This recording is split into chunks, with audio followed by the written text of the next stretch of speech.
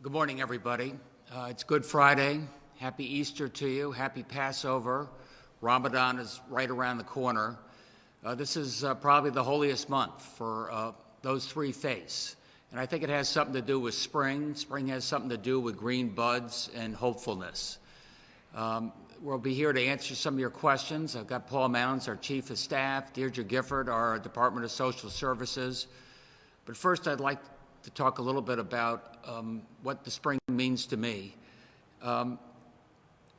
It's a time of hope. There's been a lot of hope over the last week or so as you've seen the fact that we maybe are beginning to bend the curve.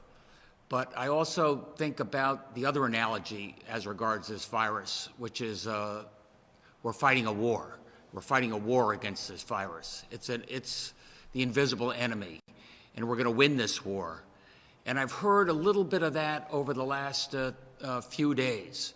I've gotten lots of notes from folks, emails, texts saying, we have won the war. It's time for me to reopen my bar, time for me to reopen my restaurant, time for me to reopen my barber shop. The president loves to use the war analogy as well. We're winning the war, we're mobilizing for the war. And I just got to remind people that this silent enemy doesn't just surrender. It's not like Lee going to Appomattox and putting down his sword and the Civil War is over. It's not like VE Day in Europe and we bring the troops home by Easter and his happy days are here again. This virus has something to do with how we end this war and what timing we have. We have something to say about that as well.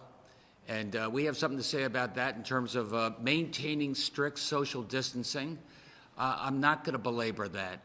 We have something to say about it by continuing to ramp up our testing to see who's infected and who's not infected. We have something to say about that in terms of development of vaccines. That will be how we eventually win this war. Not in time, perhaps, for this cycle of the virus, but if it came back again, we'd be better protected. And by the way, vaccines only work if everybody takes the vaccine. The Surgeon General reminded us that the flu vaccine is voluntary, and you still lose tens of thousands of people to deaths related to flu. And so we'll work on that vaccine. It works if everybody takes it. In the meantime, we're looking at the antibody testing. We've talked about that in terms of getting people back to work. And we've talked about some of the therapies, which maybe we'll see some breakthroughs over a period of time. But in the meantime, I wanted to just remind you that this is a war that is never won. It's a war that we have to figure out how we wind it down in the safest way possible for people. I know the urgency many of you feel to get back to your everyday lives, but I've got to urge you one more time. Now is no time to take your foot off the accelerator. Now is no time to relax the social distancing. I want to just say one other thing before opening up to your questions. We know how contagious the virus is. Highly contagious, 10 times more contagious than the flu. You know what else is contagious? Generosity and good deeds are contagious. And this holy season, that's what I feel every day. I mean, I was just reading in The Current this morning about a young man named Tate Barnes. Did you read this article? He's in the band at Rocky Hill High School. His mom's at a senior center, and his dad's a minister. And so he wasn't able to perform at the high school, so he put together a small performance on the other side of the glass windows at the Elder Center. And dozens and dozens of seniors there were able to watch him perform Moon River with tears in their eyes. That type of good work is contagious. I love reading about the teachers across the state, teachers in Meriden, teachers in Southington, putting together car caravans, 40 cars with streamers and signs, and driving by all those homes where their students are, with their families who are cooped up, and everybody cheering from one side of the window or the other, waving, knowing that they will be getting back to school and they will be learning in a different way, but in the meantime, connecting and what that means for people. I loved hearing about, from my kids, the Facebook group called Kids Who Care. And they're posting hundreds of video clips and notes sent out to nurses and doctors and first responders saying thank you. And that means a lot to those first responders. It also means a lot to those kids, knowing what they're able to do for people. I was reading about a restaurant in Simsbury called Millwright, where they handed out hundreds and hundreds of family meals. And you know who they handed them out to? Unemployed restaurant workers, each taking care of each other. And Rondo's, I guess a pizza place in Waterbury, where they regularly deliver pizzas to the emergency room up at St. Mary's Hospital. And speaking of Waterbury, I always love Mayor O'Leary's knock and drop program, where he has hundreds of people, a lot of them young people from the Police Athletic League, who are able to deliver meals, drop it off at a senior's back step, knock on the door, and leave. But it means that senior can stay at home, and that young person is doing something really good. Masks for Heroes, did you hear about that? Able to get PPE, mainly some masks, and get those distributed. The amount of folks that are beginning to contribute. We got Force CT, raising lots of money to help put people back to work and helping to help our amazing not-for-profits out there. These are all the green shoots of what this weekend means for me, what this weekend means for the state of Connecticut. And if we stay the course, we stay strict about our social distancing, and remember all the good things that are going on, remembering how contagious that is, that's how we do eventually win this. You know, with that, we've got Deirdre Gifford here. Deirdre, as you maybe know, runs Department of Social Services. As I mentioned before, here to answer any questions you have. They serve over 1 million people here in the state of Connecticut. That includes expanded services for Medicaid and taking care of the poorest and making sure they get protection from this COVID crisis. And SNAP, what that means in terms of food and food insecurity. All the other social services and energy relief programs that we have out there. And again, Paul Mounds will give you an update on what else we're trying to do. With that, Max, are there any questions? Sure, we can start with the Hartford Current. Hello, Governor. Can you hear me okay? Yes, sir. I had a question for Commissioner Gifford. On April 1st, the governor put out a press release about the opening up these COVID recovery homes or COVID-only homes for nursing homes, whatever you want to call them. And there had been 13 deaths in nursing homes at that point. As of last night, there are 116, and as far as I know, we still haven't got any of these facilities open or ready to go. Can you give us a little idea of why it's taken so long, where it's at, and when we're actually going to get one of these places open? Thank you. Thank you for the question. As you indicated, we are working in partnership with the Department of Public Health to support the nursing home industry in coping with this emergency and these infections. As you indicate, individuals residing in nursing facilities are particularly vulnerable, and that's why the Governor and the Department of Public Health and DSS have been working together to set up these facilities. They contain two different types of responses. One is nursing homes that are currently operating who are transitioning to become COVID recovery facilities.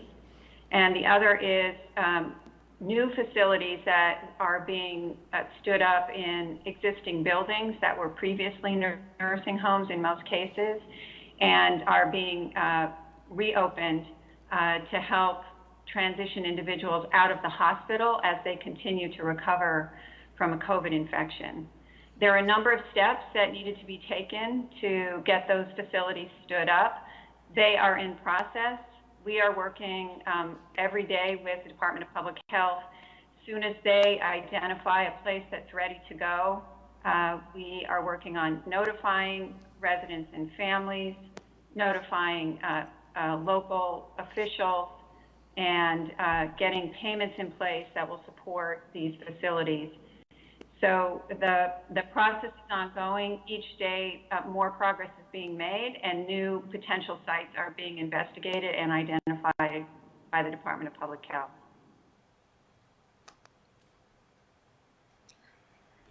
Max, can I follow up with the commissioner? Sure, go ahead.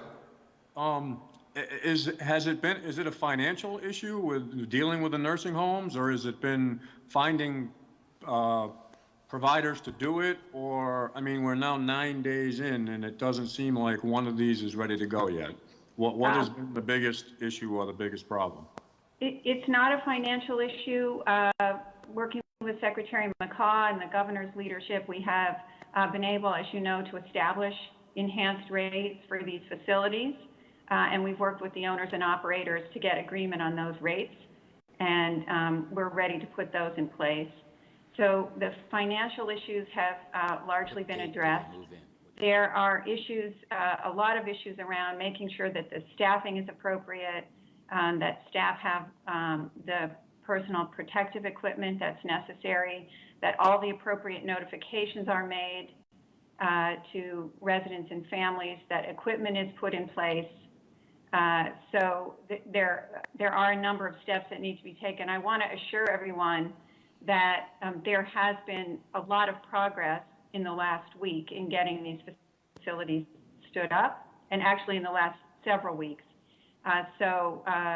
The beds are becoming available, there's equipment being delivered, and lots of progress has been made. Moving on to the Connecticut Mirror.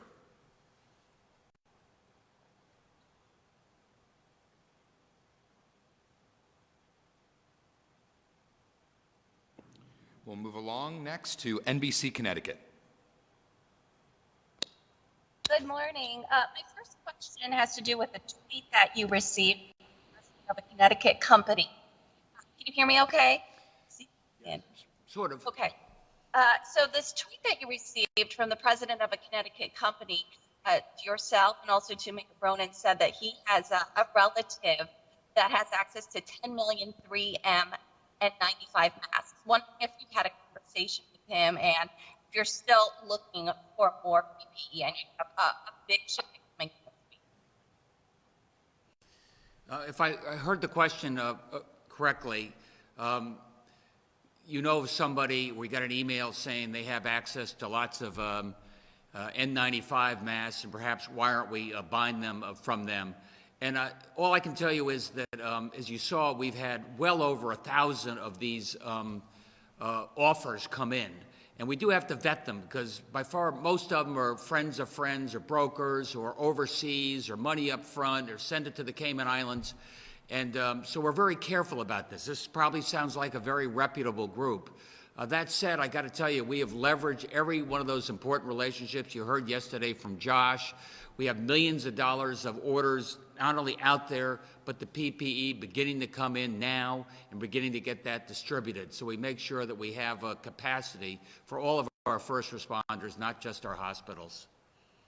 And Governor, this is more of a personal matter. I heard you on the radio this morning with Christina 95 FM, and you said that you planned on gathering your whole family on Easter. When I hear whole family, I think aunts, uncles, cousins. Just want to clarify that the executive order of no social gatherings of 5 or less does apply to holidays like Easter. It does, and there are no aunts, uncles, or cousins coming. So health experts have suggested that when you do have such social gatherings that are of 5 people or less, it's only your immediate family, only the people that you actually live with. Do you agree with that? And will you be encouraging Connecticut residents for these holidays only to gather with the people they live with? Yeah, that's my strong recommendation. Look, Grandma may live at home. Everybody has different circumstances. You know, my worship service on Sunday is going to be by streaming video. And that's what I strongly recommend. And next Easter, you'll be back in that church or wherever you worship. Okay, thank you. Happy Easter. Same to you. Remind all participants to mute your devices until you're called on to answer or ask a question. We'll move on next to News 8.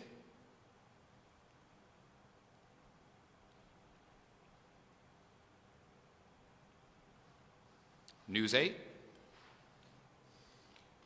Okay, we will move on next to the Waterbury Republican American.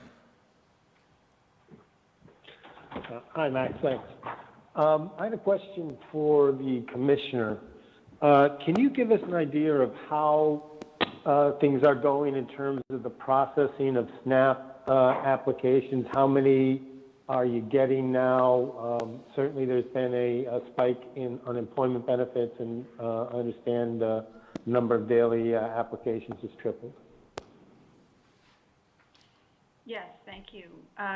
We have seen a large increase in application volume for our Supplemental Nutrition Assistance Program, SNAP, which used to be called food stamps. Since February, our daily application volume has approximately quadrupled. So we are seeing lots of new interest in the program. We are required to process expedited applications within a week. We have to date been meeting that time frame. We're required to process regular applications but in a month, and we are exceeding that time frame and still processing well under that 30-day requirement. We are seeing longer wait times on our phone lines, and I want to assure the public that we are doing everything we can to increase the capacity of our team out in the field to respond to phone calls.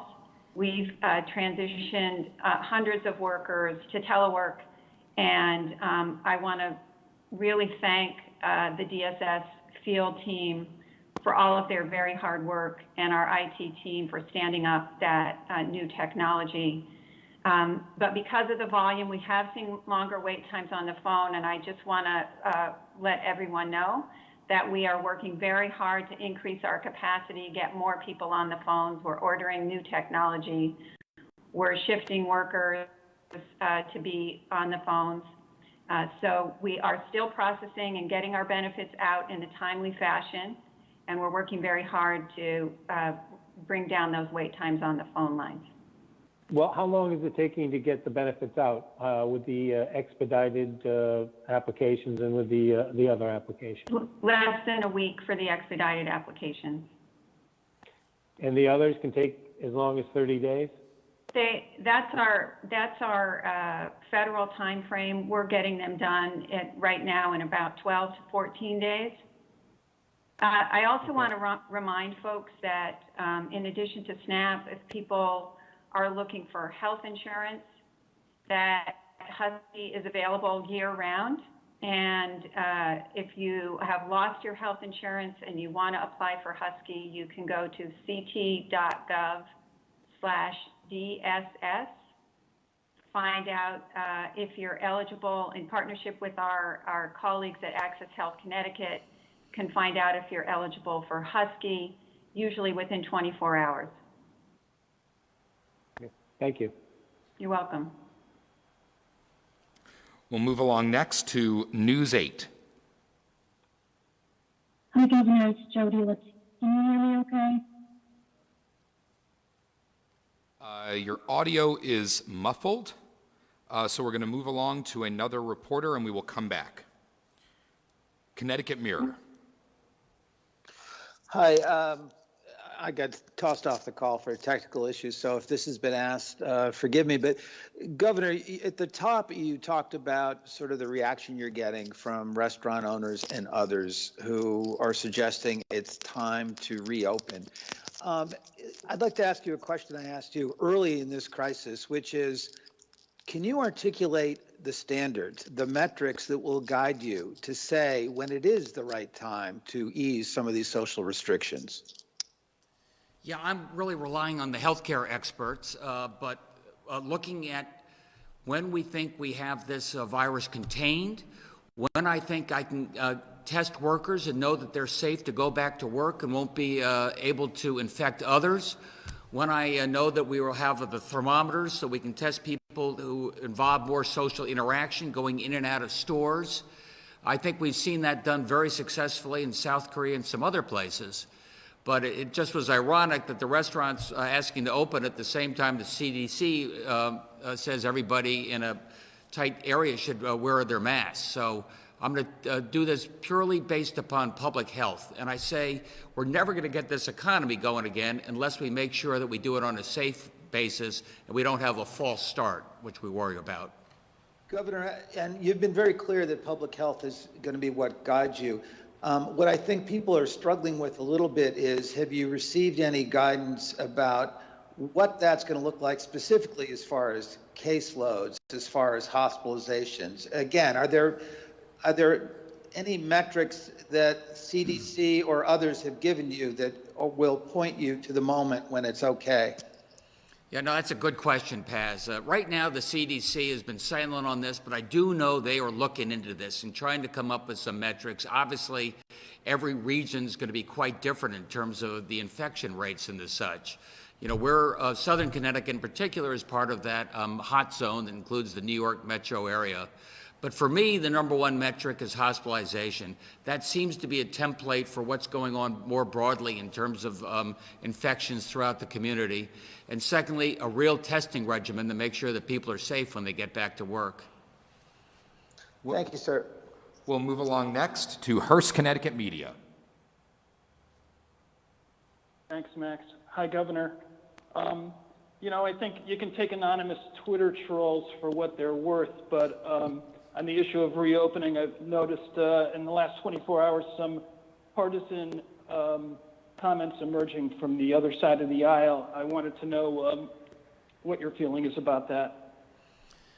My feeling is this has been a nonpartisan pandemic, and I've really been proud that the legislative leaders and here in this building have been working, arm in arm. And obviously, as we fight through this virus and people see these green shoots, maybe there'll be some comments made here and there. Why don't we open up faster? Why don't we open up tomorrow? But I think right now we're in strong communication on a regular basis, and I think people feel pretty confident that we're on the right track, have the right balance between getting this economy going with the first priority on public safety. Last night in your release after dark, you were talking about 400,000 tablets of hydroxychloroquine. Who's going to decide how that's going to be used? The effects seem to be inconclusive.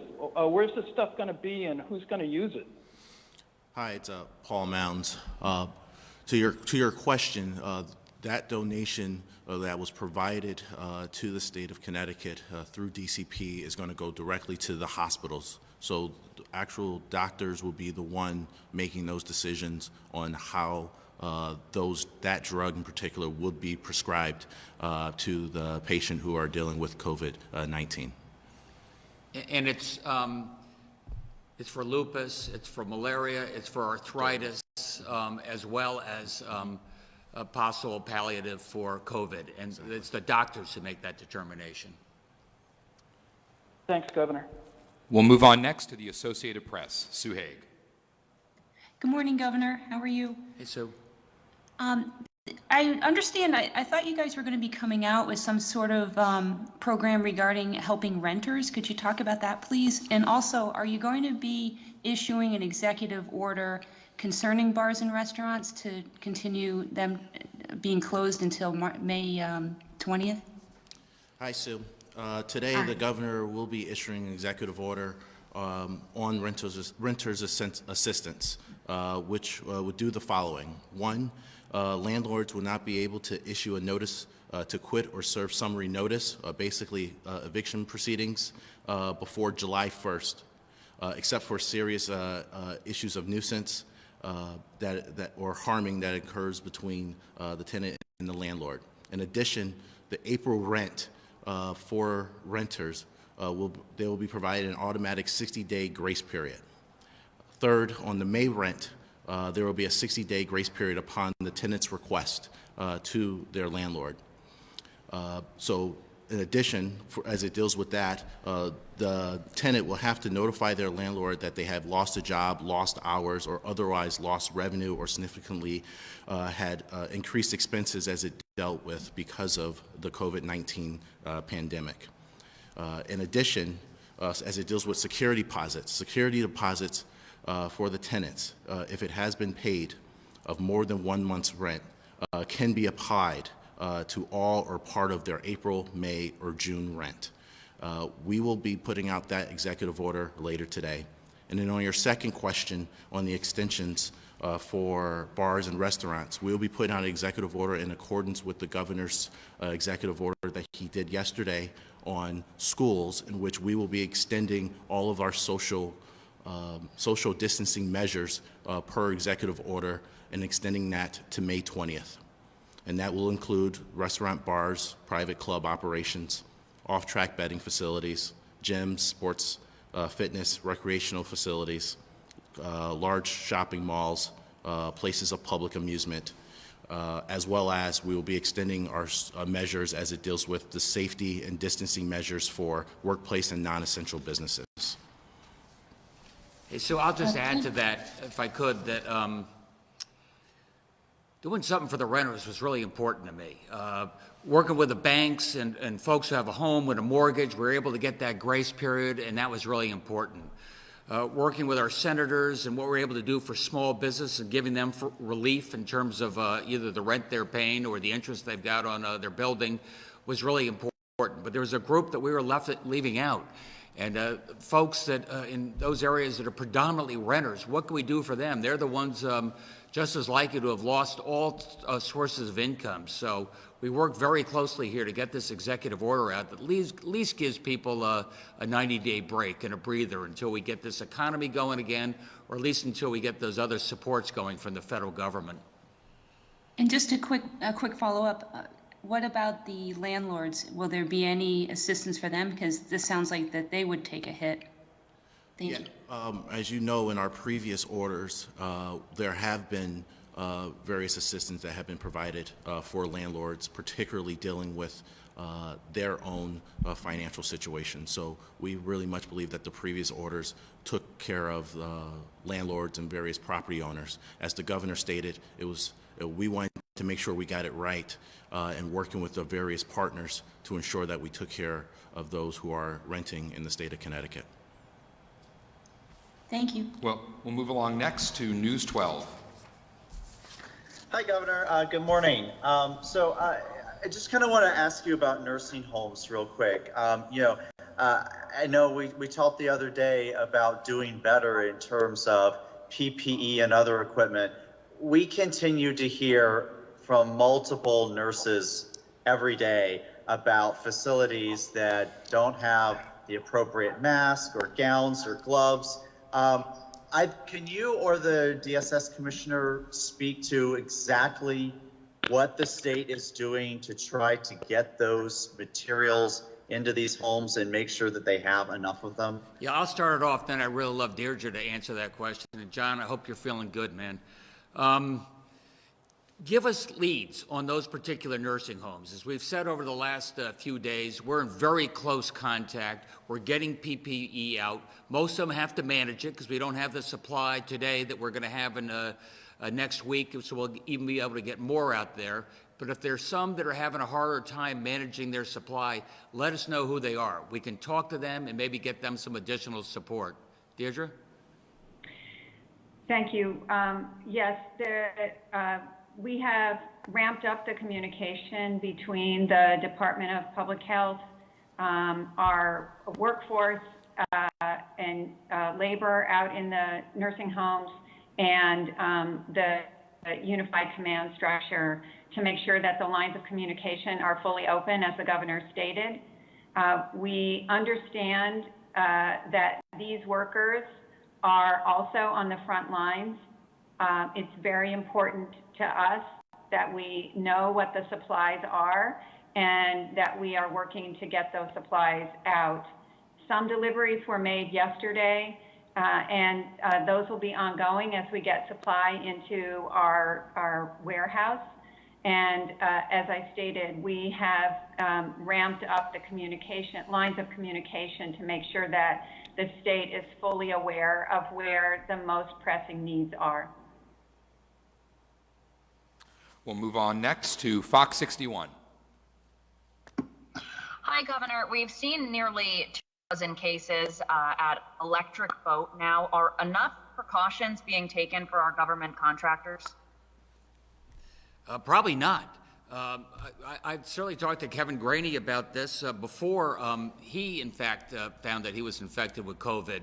I know what they're doing in terms of social distancing there. I know what they're doing in terms of having everybody self-monitor, take their temperature before going to Electric Boat.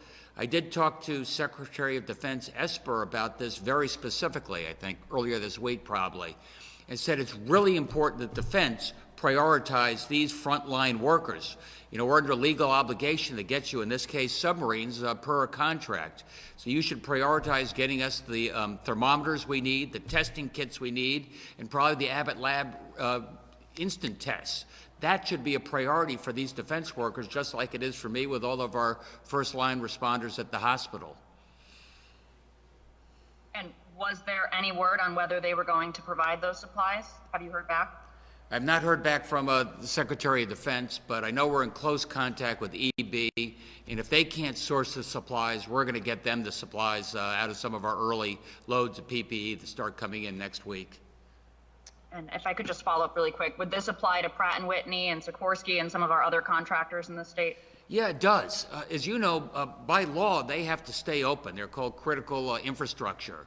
But we've got to do a better job of monitoring. We can do that. These are sort of contained areas. We know who goes in and who goes out. You know, I mentioned that Stanley Black & Decker with 30,000 workers around the world have had 4 infections. That was as of a few days ago anyway. So with really tight monitoring, we can keep these people safe. Thank you, Governor.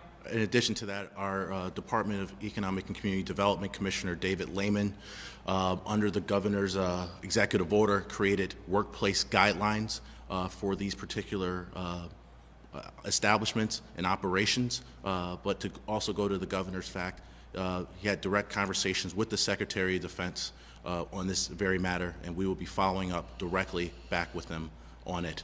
And as we said, if they will not provide it, we will provide it. We'll move along to the day.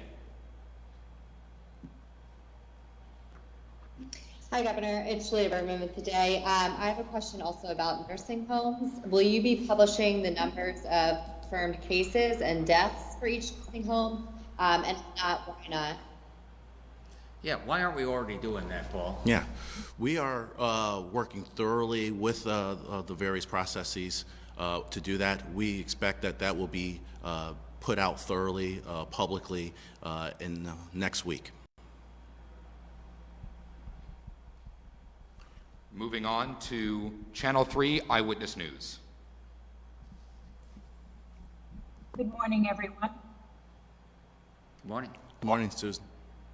I just had a question for Commissioner Giffords. As you know, a lot of families now are, this has been a very difficult time. They can't see their loved ones.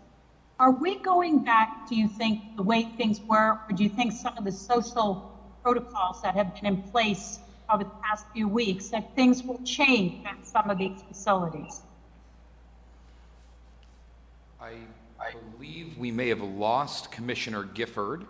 Okay. It's not personal, I promise. We're going to try to get her back on the line. But I'll try an answer to that question, Sue, because it's a really good question.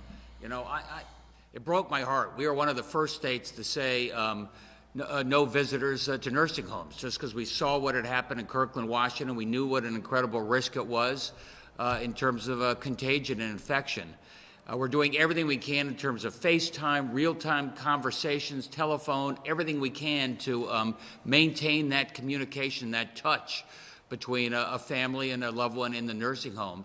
But I do not anticipate changing those protocols anytime soon.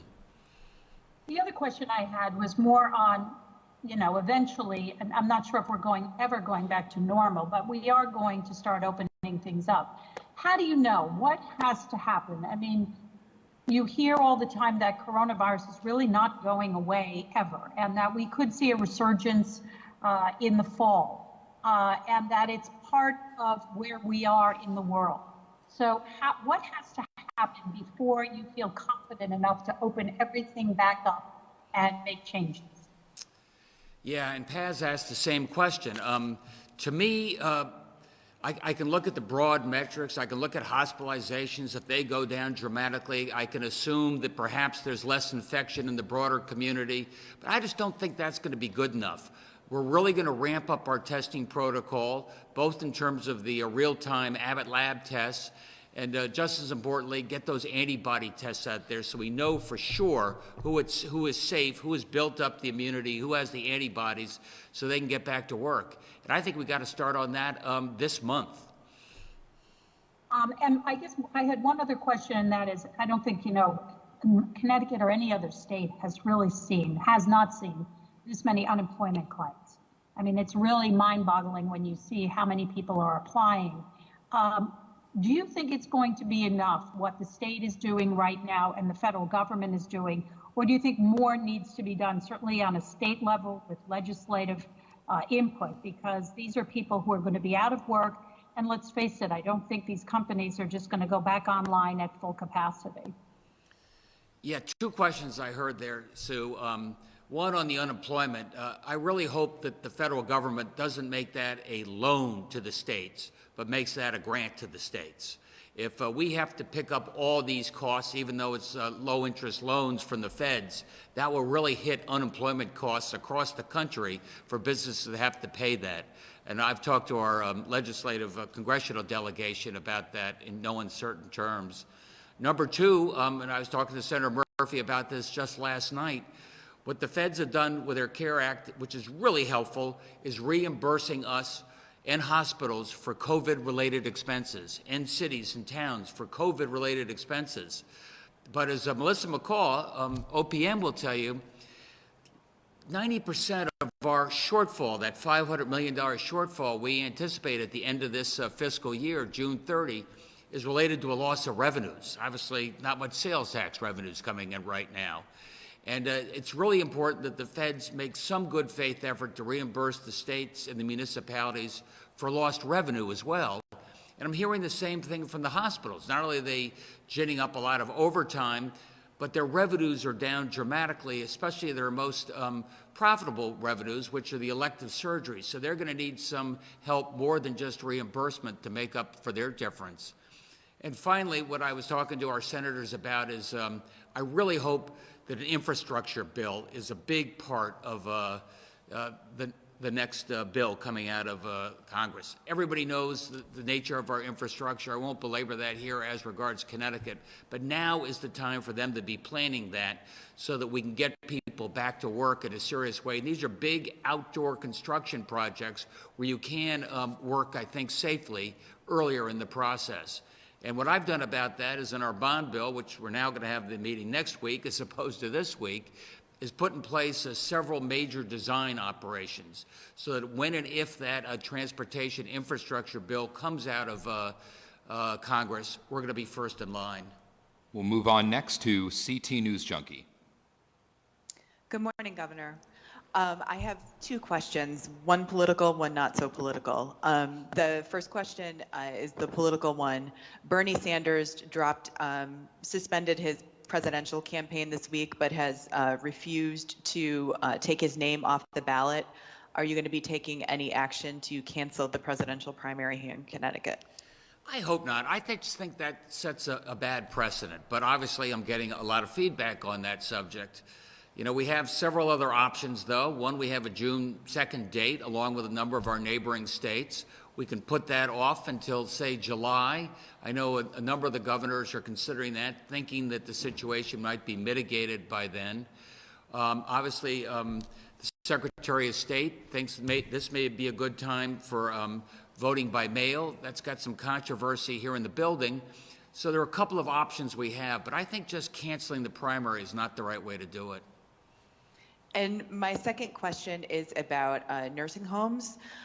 We know that nursing home workers and just home health aid workers are paid, are low wage workers and often have two jobs.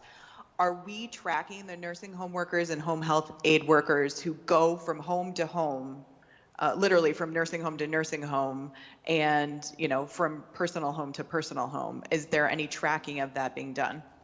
Deirdre, do you know that?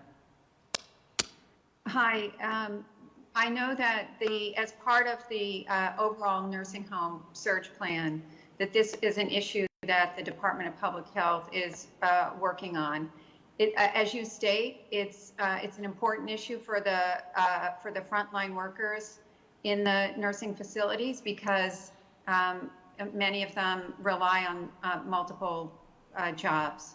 And I just want to acknowledge those frontline workers, thank them for the work that they are doing on behalf of the residents of the nursing facilities, and really applaud them for all of their hard work during this emergency. But we also know, to your point, that it is important that that we not transmit the COVID infection from facility to facility. So there's been a lot of guidance put out by the Department of Public Health. Their facilities and licensure group is working very hard with the nursing home industry and with labor to try to address this issue, making sure that people, as we spoke about earlier, both have access to the correct personal protective equipment, but also understand the guidelines for when it should be used. Is there any track of the personal protective equipment that each nursing home has? Did you say tracking of the PPE? Correct.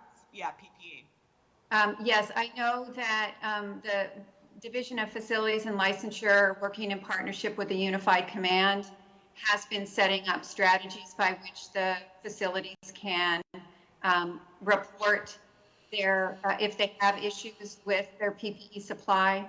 We also, as you may know, have a nursing home mutual aid plan through which facilities can report particular needs and share amongst themselves and work with the Department of Public Health. So I believe that system has also been invoked to try to address some of these concerns. We'll move along next to News 8. Hi, Governor. Can you hear me? We sure can. Thank you. It's Jody Latina. I just wanted to ask, and if this is a question for the commissioner, that would be great. What is the face of the Connecticut resident who is now calling DSS looking for help? Has it changed over the last month? Could you hear that, Deirdre? I did, yes. Thank you for the question. While we are seeing a lot of new applicants, both for Husky and for SNAP benefits. So we haven't had time, obviously, as we've been really busy processing these applications, to do a deep dive into how the individuals applying may be different from those who are traditionally among our million clients that we serve. We imagine that these are people who are newly, have seen a drop in their income and newly eligible for these programs. That's what they're there for. This is what SNAP and Medicaid were designed for, to help out when people find themselves in times of need. So they can be temporary benefits, and they're here for when people need them, and then when they are back on their feet, they can transition off. Let me just say in closing that I wish each and every one of you and your families all the very best, especially for this weekend. This is a month of some hope, I think. Spring brings hope, and the holiest season brings hope. Act carefully, act responsibly, and we pray for each and every one of you. Thanks.